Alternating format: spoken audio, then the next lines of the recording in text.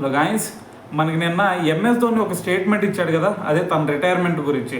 ఎప్పుడు కూడా ఎంఎస్ ధోని ఇటువంటి ఒక టెన్షన్ సినారియోనే క్రియేట్ చేస్తాడు. ఎప్పుడు కూడా సూటిగా దేనికి ఆన్సర్ చెప్పడు కదా.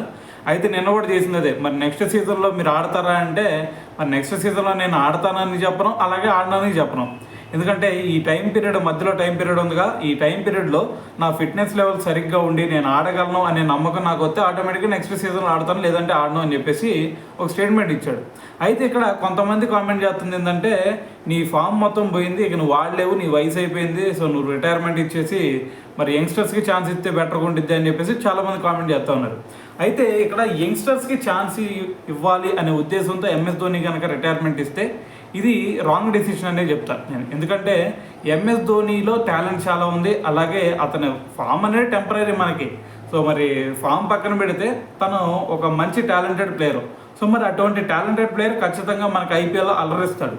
సో మరి అట్టా ఒక ఎంటర్టైన్మెంట్ చేసే ప్లేయరు ఖచ్చితంగా ఈ ఐపీఎల్లో చాలా ముఖ్యం. సో అలాగని చెప్పేసి యంగ్స్టర్స్కి ఛాన్స్ ఇవ్వాలి అని చెప్పేసి మరి అతను కనుక రిటైర్మెంట్ ఇచ్చాడు అనుకోండి, మరి వచ్చిన యంగ్స్టర్స్ సరిగ్గా పర్ఫామ్ చేయకపోతే ఆ ఎంటర్టైన్మెంట్ మిస్ అయినట్టే కదా. సో నువ్వు ఛాన్స్ అనొచ్చు. సో ఛాన్స్ పక్కన పెట్టు, ఫస్ట్ నీకు అతన్ని రీప్లేస్ చేయగలిగే ప్లేయర్స్ రావాలి కదా. సో మరి అటువంటి ప్లేయర్స్ రానప్పుడు మరి ఎంఎస్ ధోని వెళ్ళిపోవడం వల్ల యూజ్ ఏముండిద్ది.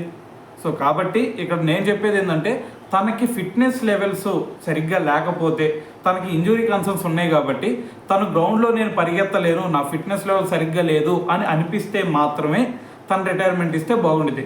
సో అలా కాకుండా తన ఫిట్నెస్ లెవెల్స్ అన్నీ కూడా మంచిగా ఉండి, సో ఫామ్ లేకపోయినా సరే సో నెక్స్ట్ సీజన్కే కంటిన్యూ అయితేనే చాలా బెటర్ అనేది నా ఫీలింగ్.